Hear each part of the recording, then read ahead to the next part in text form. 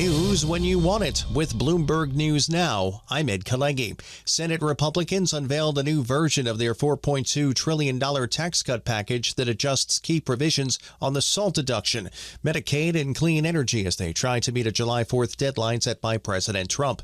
The new draft released early Saturday morning reflects compromises among warring factions of the Senate GOP, which has been divided over how much to cut safety net programs such as Medicaid and how rapidly to phase out renewable energy tax credits enacted under the Biden administration. Senate Majority Leader John Thune has said he plans for his chamber to start voting on the tax bill Saturday afternoon, with final votes coming as soon as early Sunday. Party leaders plan to bring House members back to Washington early next week for what they hope will be final approval of the measure in time for Trump's Independence Day deadline. GOP Senator Josh Hawley of Missouri now says he will vote for the bill. North Carolina Republican Senator Thom Tillis will vote no on advancing the bill. Democratic former Minnesota House Speaker Melissa Hortman was honored for her legislative accomplishments and her humanity during a funeral Saturday where former President Joe Biden and former Vice President Kamala Harris joined the over 1,000 mourners. Minnesota Governor Tim Walz spoke at the service. Melissa Hortman will be remembered as the most consequential speaker in Minnesota history. I get to remember as a close friend, a mentor, and the most talented legislator I ever known. Hortman was shot to death in a pair of attacks 2 weeks earlier by a man posing as a police officer that Minnesota's chief federal prosecutor has called an assassination. The shootings also left her husband Mark dead and a state senator and his wife seriously wounded. Chief Justice John Roberts on Saturday spoke on the role of the court. The only novel contribution of the Constitution to political science is the notion of an independent judiciary with the authority to say what the law is. Speaking at a moment when threats against judges are on the rise, Roberts warned Saturday that elected officials' heated words about judges can lead to threats or acts of violence by others.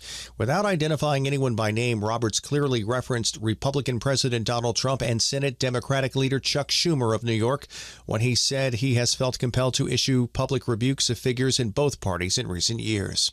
Hundreds of thousands of people marched through Budapest Saturday, joining the city's Pride Parade in one of the biggest displays of public defiance in Hungary during Prime Minister Viktor Orban's 15-year rule. Hungarians and visitors from across Europe united in solidarity with the LGBTQ community, which has frequently been the target of the nationalist leaders' policies. They flouted a government ban on the event that drew many first-time participants. President Trump gets the so-called golden share power in the deal between Japan-based Nippon Steel and U.S. Steel. Bloomberg's Amy Morris reports. New disclosures with the Securities and Exchange Commission show President Trump will control the golden share. That's part of the national security agreement under which he allowed Nippon Steel to buy out U.S. Steel.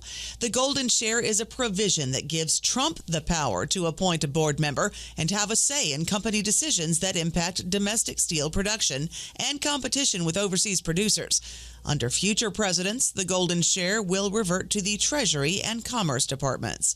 In Washington, Amy Morris, Bloomberg Radio. California Governor Gavin Newsom is suing Fox News for defamation. Bloomberg's Karen Moscow has more. The suit stems from the network's coverage of a conversation Governor Newsom had with President Trump about the use of National Guard troops to respond to protests in Los Angeles.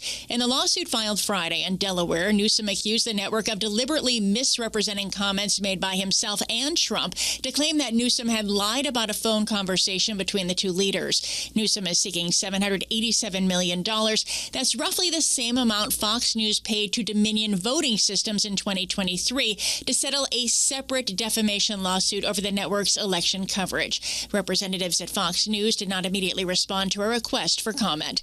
Karen Moscow, Bloomberg Radio. That's news when you want it with Bloomberg News Now. I'm Ed Kalegi. This is Bloomberg.